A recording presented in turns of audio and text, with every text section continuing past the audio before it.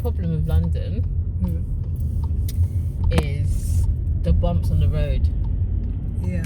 Every day, bumps on the road, bumps on the road, bumps on the road.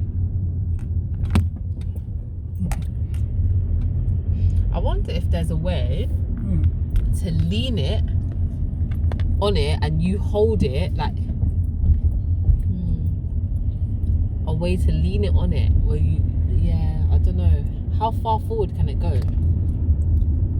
Like it can even touch the thingy. How far forward would it have to go to wedge itself between the glass and the dashboard? Too far forward? You see what I mean? Because that might be a bit sturdy.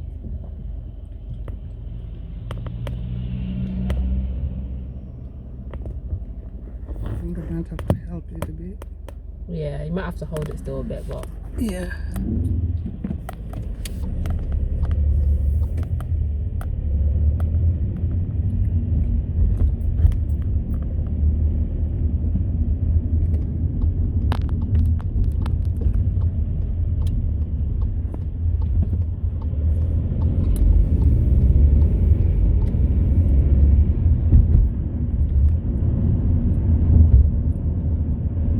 Good thing about automatic cars is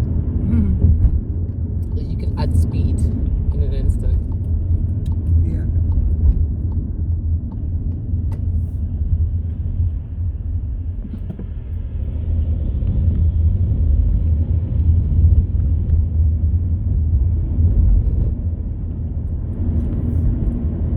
You know, when I was thinking about what where you guys were saying that it's good that I found a job that I like. Yeah. And what the difference was with the previous place. Yeah. I was thinking like, I feel like a big part of it is that it's the first time how I am, me being black, me being, you know what I mean? Like, it's just anything doesn't play a part in my experience. Yeah. I'm not treated any differently to anybody else. Like, it's not a thing. Yeah. And I can just do my job, and people just trust me to just do my job, and I feel like I can't take it for granted because it's actually rare. And I was talking to one of my colleagues, and he's black and he's gay, and he said the same thing. He said, this is the first time I can just do my job, and I don't have to deal with outside politics. Yeah, politics. I can just do my job, and I'm trusted to do a good job, and I'm not having to prove myself. That's fantastic. It's the first time I feel very trusted. I feel like I can just be myself. I don't have to code switch. I don't have to pretend to be some person that I'm not. I can bring my actual self to work and be trusted to do a good job, and that's fine. And how I dress or how I present, or you know, how my hair is, or any of that, or my tattoos, and none of that impacts my ability to do my job. And I'm treated like that, if that makes sense. That's really fresh air to hear. Because it's a lot of offices, it's just like a fight. People got to pretend to be someone who they're not. Yeah. Because if you don't, you're gonna get judged. You're gonna get judged. Some have been unlucky. You'll be shown the door. Yeah. Yeah. So, yeah, I would say what you've just said is really huge. It's important. It's very, very important. And what did you say as well? Well, last time we discussed, you said there's a lot of respect as well. You know, they respect you, and you got respect for them. Yeah. Obviously, respect's a two-way thing. This is it. This is it. It's not me almost like chasing for their respect. They respect me. They hired me, and they've made it clear that they hired me because they know I was capable. Exactly. And I can do a good job, and that's it. Like, there's no. That's so important. It's crazy. It's the first time that I feel like that. It's the first time I feel like I can just be myself, and I'm doing a much better job than I've ever done. And I feel like more organisations should because of think that about respect, that. Because of that trust, you can actually operate because you're yourself. You're not pretending to be someone else. Yeah. Because like if you don't pretend, You know, there's that fear you're going to be judged, you know. Yeah. Your job is on the line. If you're not like smiling at every silly joke, that's going to be a problem. Yeah. Yeah, there's none of that, which is fantastic. Because personally for me, I don't know how many times I've smiled at ridiculous, you know, jokes. Just because you can't not. Exactly. Yeah. I definitely agree with that. I think like in previous roles, I've definitely felt a little bit shut down automatically, especially when you're working in industries or organizations where you are a very big minority. Kind of, if you think about being a black woman, I was working in an organization which was a solid 90% straight white middle class males. Like my voice was just not even considered really. And I had a few good peers and some good bosses, but that it's hard. One or two good people cannot really change the way an organization treats somebody or makes them feel. So yeah, for the first time, it's like it's a diverse team, and even I just feel good. Yeah. Even for those two, like you might find another person, two people who are more or less like believe in you. Yeah. And yet at the same time, you know those people believe in you, but when it comes to the crunch, you're they're not gonna have your back. Yeah. No, you're left alone. And this is what I like so much about my manager now. Like she is a dream manager. I know that I could if I do something tomorrow to mess up. Yeah. I know 100% that I can go to her and tell her and say, listen, I did this wrong. What should I do? What should I do? And she will give me honest advice. She will back my corner. Yeah. If somebody's being unfair to us, she will absolutely back my corner. That's how it's supposed to be. She's done it before. I remember when there was something was being really difficult and she was on annual leave and she came on a call on her annual leave because she was like, I'm not going to have people put you in a situation like this. Wow. And like that, like, yeah, it's just like a genuine, you know, when it's genuine as opposed to, oh, I'm your manager, so I've kind of got to. No, like I can tell that she genuinely that relationship is there. Yeah. You know, that way, if you have such a manager, you feel, you know, you're able to give 100%. Yeah. And this is it, and I want to do a good job for her. Yeah. Because I want them to think, you know, she's managing her and she's doing such a good job. They're doing really well together. Like, I want you to also, because you are doing a good job and I want to do a good job for you. I don't want to be giving you trouble and then thinking, you know, you can't manage because this one is running riot. Yeah. I want them to think, wow, look at the good job that you guys are doing. It's just, you know, that's why I keep telling you, you're so lucky. Honestly. You're just so lucky to land, you know, a good manager. Yeah. A good manager in a good role. In a good role. And a good team. Like even her boss, he believes in me so much. He only ever has good things to say. Like everyone up to the director, and it's nice because you can often feel what's the word, unappreciated for your hard work in the office. Exactly. And a lot of the time we're not, like, especially as black people, especially as young black unconventional people that don't really fit into what a professional is in society's eyes. A lot of the time we have a hard time because no matter how much of a good job you do, people are kind of expecting you to fail or expecting you to cause trouble or expecting negativity from you. And it's nice to be able to just... And at times you find that whatever you do is like, it's not good enough. It's not good enough, yeah. You have to be... And it is draining, that whole twice as good thing. It's real, but it's draining. It's draining. I don't want to be twice as good. You know what I'm here for? You know, I'm here for black draining. You go to work tired, you come back tired. Yeah. I don't want to be the star black colleague that goes above and beyond all the time because they have to. I want to do that because I want to, or I feel like I'm challenging myself, or I want to push myself out. I don't want to do it because I'm just begging for the same shine as the next man. Like, no. And I'm, like I said, I'm here for black mediocrity. I think black people should be allowed to be average and celebrated for it because everyone else seems to be average and celebrated for it. So I'm here for black people being just very average and celebrated because we don't even get that opportunity more time. You have to be exceptional. And there are actually even some people who do nothing, practically nothing. or just do one thing for the whole day. Yeah. And they accept it. All is fine with those people. You can't touch that person. You feel that person is just like heavily protected. It beats you down when you see yourself working really, really hard for a piece of what someone is getting for nothing. Exactly. And it's not sustainable. It's not sustainable. Like, you actually run yourself crazy.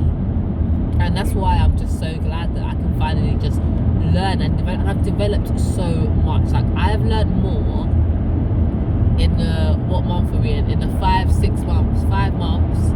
Doesn't even feel like 5 months. 5 months that I've been in this role, I learned more than everything I've ever learned since I finished uni. Wow. I've developed so much more. I've learned at speed. Like, I've progressed at speed. I've got things under my belt that I didn't get after 3 years in another place.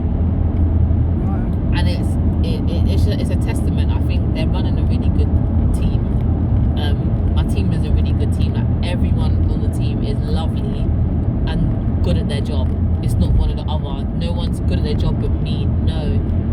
That's Everyone good. just wants each other to do it's well. Like a complete team. And just wonderful. And I feel like I've made actual friends as well. Like, normally I'm the, oh yeah, your work colleagues aren't your friends, but in this place they kind of are. I remember when I was about a couple of weeks in, and one of the members who used to be in my team, he was leaving, and his leaving due, like, people were crying. Like, he said he almost didn't want to take this other job because he didn't want to leave the team. Like, he had a good thing going. Wow. And people were in tears and were like, we're gonna speak anyway, we're gonna stay in contact anyway, but I'm really gonna miss being able to just work with you and talk to you all the time. And that is the environment it is. Wow. And I didn't think it existed.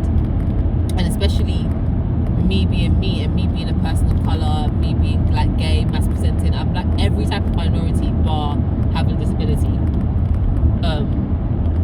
I didn't ever think I would ever feel like that from a work team. I never thought that was in the cards for me. I kind of thought everything we were saying previously about feeling segregated and feeling, I thought that was just my reality. I thought that was just what I was going to have to deal with if I wanted to work in the corporate world. Do you know what I mean? Can you hear right there? To make you feel like that is just horrible. Yeah. We got to think every day, oh, I've got to do extra mile. How am I being because perceived? I'm this, I'm of color, I'm gonna be judged. Yep. That shouldn't be there. It shouldn't. But and I feel like it happens even when people don't realise they're doing it. I don't think anybody meant to create that environment. They just didn't know any better, because you're giving this person that doesn't fit, is nothing like anybody else in your team or that you've worked with before, and you don't really know what to do with them, so you kind of just leave them to it. Yeah. And that's not inclusion. Inclusion isn't leaving someone to it. Exactly. So yeah, I think it's just interesting. It's just a testament, like, how much better my work has got, and how much more proactive I am, and how much just a better job overall that I'm doing with a change of environment. You know, but what I wonder at times is what makes people behave like that. You know, like, for instance, if we switched roles, you know, like I become their manager, Yeah. definitely I believe I wouldn't be treating them That way. No. I think it's unconscious. Ooh, fast drivers. I think it's unconscious. I don't think. Oh. Okay. Yeah, these guys are moving a bit manic. I don't think it's conscious. I don't think they go out of their way trying to make that environment. I think they just don't know what to do. And we have to remember, Yeah. if somebody, let's say somebody's got a bit of unconscious bias, or they're racist or whatever it is, then it doesn't go away at work. Exactly. The unconscious bias doesn't remove itself. So now they've got this employee that they have unconscious bias towards, and a lot of time they're not willing to accept that they have unconscious bias. They're not racist. Oh God, no. So they're not even willing to learn. They're not willing to learn completely. Because of course they're not racist, and if you dare suggest anything of the sort, you're the problem. You're the problem. So and you're gonna be disciplined for it. this is it. So they didn't realise essentially. They didn't realise they're making you feel a certain way. But a lot of the time, I found as well, especially with age, especially being young and black on top of that, a lot of older people kind of speak to you in a bit of a patronising way. And I don't think they mean to, but they're speaking to you like they need to teach you, and it's like, nah, it's like what's in front of them is a child. That's how they see it. Like you're this thing that they have to kind of guide. Yeah. And that's the one thing I like, is that I don't feel like my manager, oh no, we should have got off. But it's okay. We could go to rather high. Yeah, but yeah, I just feel like, I don't know, I feel like I'm treated like an adult. I'm treated like somebody who has had a career before this, who knows what they're doing, like who, do you know what I mean? I've done things, I've achieved things, I understand things, I have thoughts, opinions, concepts, all of that, and that's nice. And some of these older people are simply just stuck to their ways. They don't want change, and they're just afraid, this young person is just coming, so ambitious, is just coming to take over. Yeah. That's how they say it. And they forget that probably this young person is coming with good ideas. And that's what I like about my organisation now, is ideas are very welcome. When I've brought ideas, it's met with a yes. Send me a proposal on this. Like, it's accepted, and I like that, because I feel like I want to bring more ideas. I want to think about how they can do things better, or quicker, or whatever it is.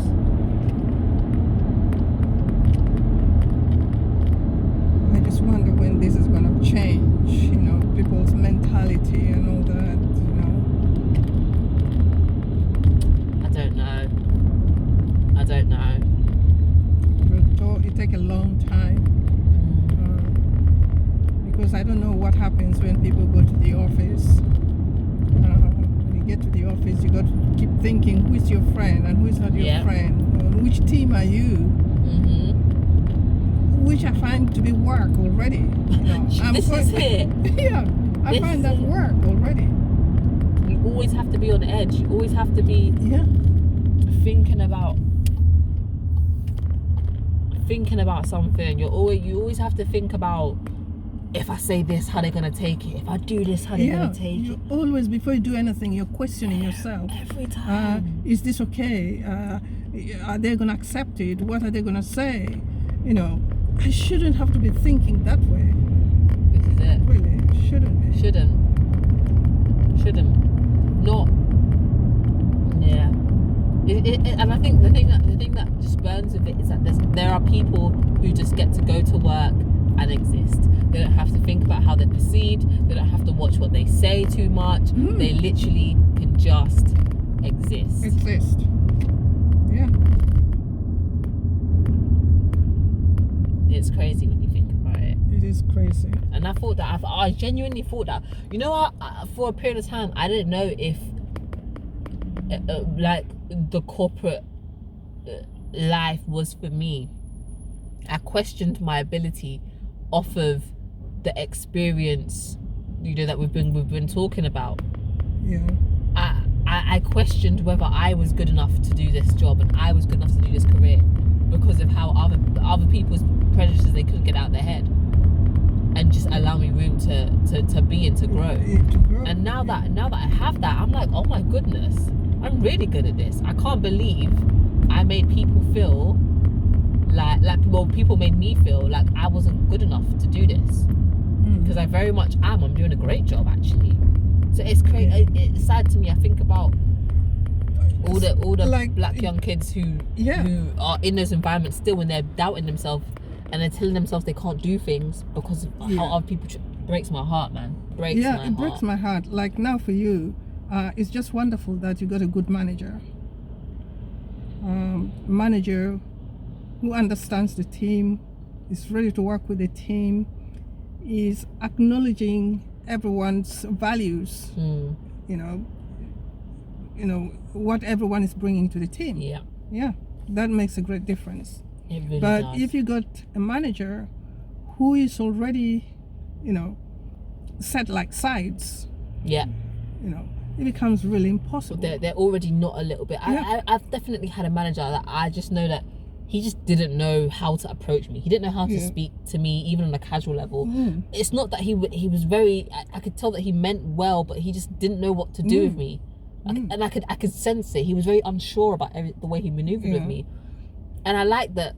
Now I feel like my boss. She's very certain. She just treats me like any other person. Do you know what I mean? She just treats me like somebody who's here and knows what they're doing and does the job.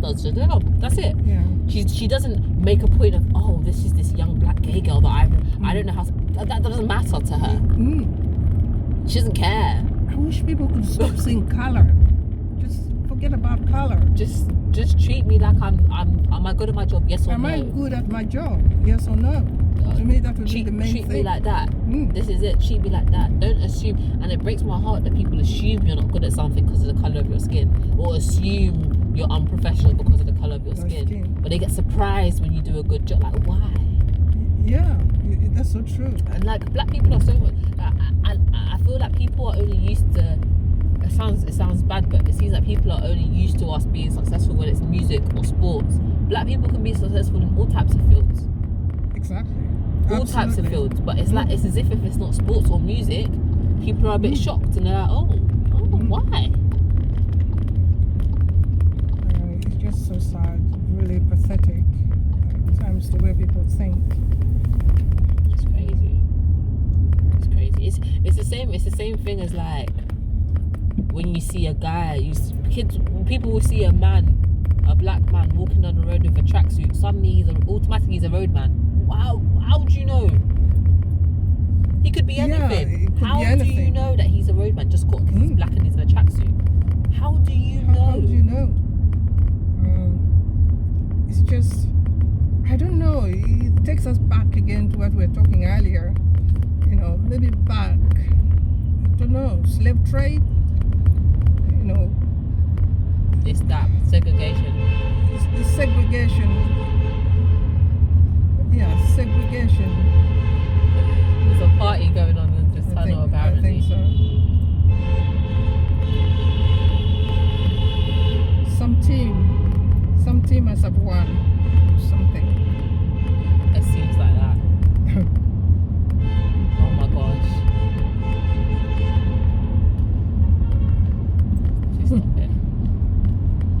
But yeah, I think it is like about what we're talking about, where we're just people are taught to look down on each other and just like exactly. And then in that situation, like you found yourself with a difficult manager for starters, and then you find a melanated person siding with them. You're just like, what's going on? I feel like I'm so glad that I do feel like with the generations, I do feel like that's quite. It's less common now with like this stage of graduates and because a lot of us went to uni with a lot of black people. Like we social with a lot of black people on social media. The worlds are kind of tied. We see a lot of black professionals. And people want each other to do well in a sense.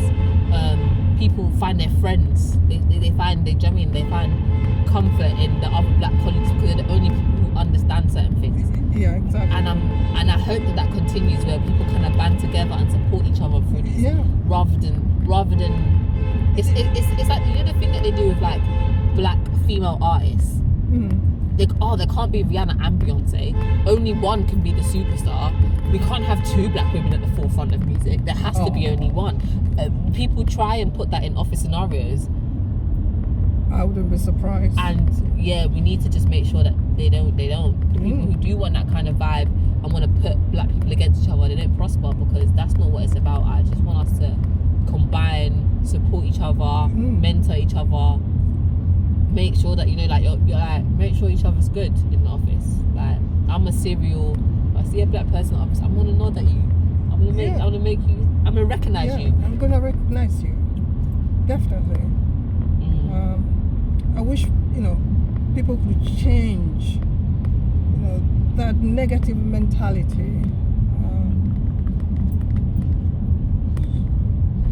didn't realize people walk in here. You should probably wear a mask. The fumes are probably intense. but it's gonna take a long time, but I don't know. Slowly but surely. I reckon it's gonna take good 50 years plus. I think the more that black people create things as well. Yeah. The more black-owned businesses and companies and consultancies and all these things that they are, the more we can set the tone. We can work with people who respect our work, and we can hire people who we would like. And the more that happens, I'm looking forward to nepotism. Anything I'm looking forward to is being able to say, oh, well, my kids want to do this. Cool, I know so and so and so and so and so and so, because everybody else been doing that for generations. We ain't been afforded that opportunity. White people had a 400-year head start. Exactly. And that's what they're doing even still now. Yep. It's a 400-year head start. So them men are putting their kids in positions that it's only just now kind of that we're starting to be able to do the same thing in certain extents. Yeah. But I'm looking forward to nepotism. I want all my friends' kids. Yeah. I want to be able to work experience here, do this there, do that there, because young black kids before didn't get that. They didn't get that. Because when you think about these family businesses which have been running for like 400 years. Yeah, nepotism. Yeah, nepotism. Plenty, full time. Mm-hmm. Yeah. And me as well. Because where should I employ someone else, outsider, when I've got someone? Yeah, family here. Family. The family. Yeah. No, it's true. I think it's improving. I think the more, and I think part of it starts. I think for me, it starts all the way down to school. The more black teachers we have in these classrooms that are empowering these kids, making them feel like they're good, making them feel like they can. Yeah. It starts from there. You got teachers empowering you, making you feel like you're smart and you can. Then you can dream. Then you can get the skills you need to be a great employee or a great business owner or a great whatever it is you want to be. Yeah. And you've got that work ethic, you've got that drive. If you're getting beaten down by racist teachers from early, it's hard. How are you going to get out of that? It's hard to pull out of that. It's hard. You feel crushed from day one. From young. Yeah. I feel like kids don't even know that there's another feeling than that. Like now some kids don't even know that they're crushed. They think that's the norm. That's just it, yeah. They think that's just how the teachers talk to them. That's just how they should be. No. But I'm hoping that more black people are becoming teachers and working in and doing what they need to do, because I really want us. I know like a lot of things won't happen in my lifetime. But at least we know it's getting there. Yeah.